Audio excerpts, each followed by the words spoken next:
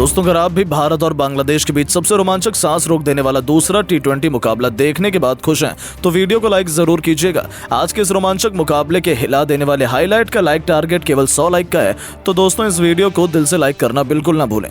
दोस्तों, बांग्लादेश के खिलाफ टीम इंडिया को दूसरे टी20 में जब आखिरी 3 गेंदों पर चाहिए थे 18 रन, बल्लेबाजी पर थे खुद कप्तान सूर्या के साथ ऋषभ पंत, आग उगलने को तैयार थे मुस्तफिजुर रहमान, फिर अंतिम ओवर में हुआ ऐसा घमासान, कांप उठा पूरा क्रिकेट जगत। तो आखिरकार कौन बना इस मैच में अंतिम गेंद पर चैंपियन? दिलों की धड़कनें कई गुना बढ़ा देने वाले इंडिया बांग्लादेश के बीच खेले गए इस रोमांचक दूसरे टी20 की पूरी हाईलाइट का वीडियो हम आपको दिखाएंगे। लेकिन उससे पहले आपको क्या लगता है कि गिल, सूर्य और पंत में कौन सबसे खतरनाक बल्लेबाज है? अपनी राय नीचे कमेंट करके जरूर बताइएगा। दोस्तों, जब विश्व क्रिकेट की 2 सबसे बड़ी टीमें बांग्लादेश और भारत एक दूसरे के आमने सामने हो, तब मुकाबले में रोमांच तो अपने पहले ही अपनी सारी हदों को पार कर चुका होता है। ऐसे ही हमें एक बार फिर देखने को मिला, जहां पहले के बाद भारत और बांग्लादेश के बीच 3 मैचों की टी20 सीरीज का दूसरा टी20 मुकाबला आज मुंबई के वानखेड़े स्टेडियम में आयोजित किया गया। ये बांग्लादेश के कप्तान नजमुल हुसैन संतो ने टॉस जीतकर पहले बल्लेबाजी करने का फैसला चुना और यहां जब बांग्लादेश की टीम बल्लेबाजी करने के लिए उतरी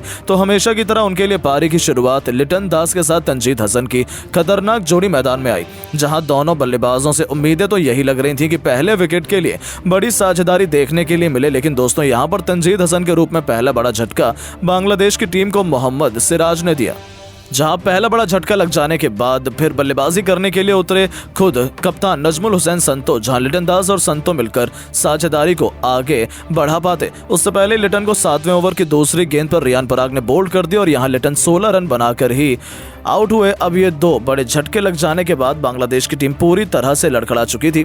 ऐसा लग रहा था कि आज के मुकाबले में बांग्लादेश की टीम ज्यादा से ज्यादा भारत के आगे 120 या 100 रन ही बना पाएगी। अब यहां संतो और शाकिब अल हसन पर पूरा दारोमदार था अपनी टीम के लिए ज्यादा से ज्यादा रन बनाने का। लेकिन दोस्तों, भारतीय गेंदबाजों को कहां पता था कि ये दोनों बल्लेबाज मिलकर आज अपनी टीम की किस्मत चमकाने वाले हैं। जी हां दोस्तों, हुआ ये कि संतो ने ताबड़तोड़ बल्लेबाजी अपने जैसी जारी रखी, उसी तरह का ढंग शाकिब ने भी दिखाया, जहां दोनों बल्लेबाजों ने मात्र 37 गेंदों में ही 72 रन की साझेदारी कर डाली थी। इस दौरान विकेट चटकाना काफी अहम हो चुका था। तभी कप्तान सूर्य ने फैसला किया कि वो गेंदबाजी पर अपने सबसे बड़े मैच विनर अर्शदीप सिंह को लेकर आएंगे और 15वें ओवर की तीसरी गेंद पर अर्शदीप ने शाकिब के रूप में तीसरा बड़ा झटका बांग्लादेश की टीम को दिया, जो कि 32 रन बनाकर आउट हुए। और उनके आउट हो जाने के बाद फिर बल्लेबाजी के लिए उतरे महमदुल्लाह, वो कप्तान संतो के साथ मिलकर साझेदारी को आगे बढ़ाते हैं और अपनी टीम के स्कोर को 160 रन के पार ये दोनों बल्लेबाज लेकर पहुंचे। इस दौरान बांग्लादेश की टीम लगातार आगे बढ़ती चली जा रही थी और दूसरी तरफ संतो का बल्ला रुकने का नाम नहीं ले रहा था। उन्होंने मात्र 40 गेंदों में भारत के खिलाफ 68 रन ठोक डाले थे। अब यहां से मैच पूरी तरह फंस चुका था। तभी मोहम्मद सिराज ने आकर 17वें ओवर में संतो का विकेट गिराया, जो कि 74 रन बनाकर इस मुकाबले में आउट हुए। और संतो का विकेट गिर जाने के बाद भारतीय टीम को चैन की सांस आई, लेकिन महमदुल्लाह ने साथ ही बल्लेबाजों के साथ मिलकर अपनी टीम को 200 के पार पहुंचाया। इस दौरान महमदुल्लाह ने जहां 55 रन बनाए और बांग्लादेश की टीम 20 ओवर में 5 विकेट के नुकसान पर भारत के खिलाफ 223 रन बनाने में कामयाब रही। और इस दौरान भारत के लिए सबसे ज्यादा 4 विकेट मोहम्मद सिराज के नाम रहे, तो वहीं 1-1 विकेट रियान पराग और अर्शदीप सिंह ने हासिल किया। अब दोस्तों, बारी थी भारतीय बल्लेबाजों की इस मैदान पर कुछ चमत्कार कर दिखाने की। दोस्तों, खराब फॉर्म में चल रहे शुभमन गिल से आज सभी को काफी उम्मीदें थी। लेकिन दोस्तों, जब शुभमन गिल और अभिषेक शर्मा ने पारी की शुरुआत की तो आज अभिषेक शर्मा काफी बड़ी गलती कर बैठे। उनके पास मौका था आज बड़ी पारी खेलकर फॉर्म में वापसी करने का। उन्होंने खतरनाक चौका लगाकर शुरुआत भी शानदार की थी, लेकिन वो गेंदबाज के बिछाए जाल में फंस गए और बड़ा छक्का लगाने के चक्कर में फील्डर को अपना आसान सा कैच दे बैठे। वो इस मैच में केवल 4 गेंद पर 11 रन बनाकर आउट हुए। अब दोस्तों, अभिषेक का विकेट गिर जाने के बाद भारतीय टीम काफी ज्यादा दबाव में आ चुकी थी। अब अभिषेक जब आउट हुए तो बल्लेबाजी के लिए उतरे खुद कप्तान सूर्या, जहां सूर्य और शुभमन गिल पर हर किसी की निगाहें थी कि ये दोनों बल्लेबाज दूसरे विकेट के लिए कितने रन जोड़ पाते हैं। इस दौरान सब कुछ सही चल रहा था। शाकिब अल हसन के ओवर में सूर्या ने एक के बाद एक लगातार 3 गेंद पर 3 खतरनाक छक्के लगाकर टीम इंडिया को तूफानी रफ्तार से आगे बढ़ाना शुरू कर दिया था। दूसरी तरफ गिल का बल्ला दहाड़ रहा था। 6 ओवर में टीम इंडिया ने 68 रन बनाए तो देखते ही देखते 8 ओवर में भारतीय पारी 90 रनों के पार खड़ी थी। देखते ही देखते इन दोनों खिलाड़ियों के बीच 100 रनों से अधिक की मजबूत पार्टनरशिप हो चुकी थी। दोनों तरफ से दोनों खिलाड़ी केवल चौके और छक्कों से बात कर रहे थे। इस बीच कप्तान सूर्या ने अपनी तूफानी अर्धशतक केवल 30 गेंद में ठोक दिया, जो टीम इंडिया की जीत के लिए बेहद महत्वपूर्ण माना जा रहा था।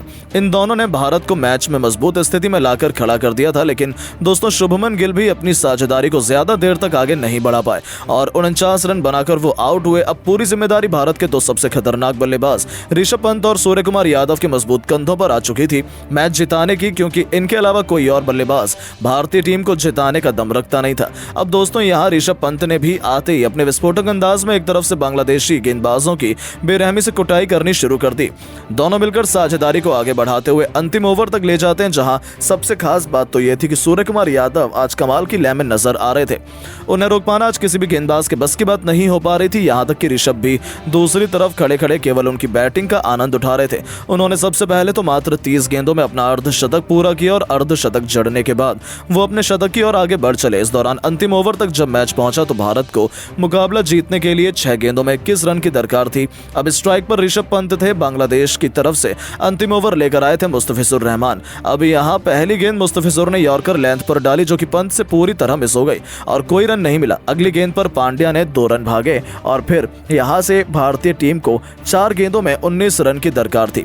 पंत अभी भी स्ट्राइक पर मौजूद थे और दोस्तों पंत शॉट लगाने की कोशिश तो बहुत कर रहे थे, लेकिन उनके बल्ले पर गेंद टच ही नहीं हो रही थी, जिसके चलते यहां बांग्लादेश की टीम पूरी तरह से फुल फॉर्म में थी कि वो इस मुकाबले को जीतेंगे। लेकिन दोस्तों जैसे तैसे करके तीसरी गेंद को लेग साइड की तरफ खेलकर ऋषभ पंत ने 1 रन भाग लिया और अब स्ट्राइक पर आ गए हमारे सबसे बेस्ट अभी तक के फिनिशर खुद कप्तान सूर्या। जहां सूर्या को 3 गेंदों पर 3 तूफानी छक्के लगाने थे और तभी भारत की टीम मुकाबला जीत पाती, क्योंकि 3 गेंदों पर 18 रन भारत को चाहिए थे। अब चौथी गेंद पर सूर्या ने सामने की तरफ छक्का जड़ दिया। 5वीं गेंद पर डीप कवर्स के ऊपर से एक और आसमानी छक्का जड़कर सूर्या ने भारतीय टीम को जीत की दहलीज पर पहुंचा दिया। अब एक गेंद शेष मात्र बची हुई थी और मैच जीतने के लिए 6 रन चाहिए थे। सूर्या बखूबी जानते थे कि मुस्तफिजुर वाइड यॉर्कर लेंथ डालने की कोशिश करेंगे और इसीलिए सूर्या ने पहले से ही अपनी आंखें जमा रखी थी और अपने बल्ले का परफेक्ट स्विंग दिखाते हुए उन्होंने डीप मिड विकेट के ऊपर से महेंद्र सिंह धोनी के अंदाज में मैच विनिंग 6 ठोक दिया, जिसके चलते भारतीय टीम के होनहार बल्लेबाज सूर्या ने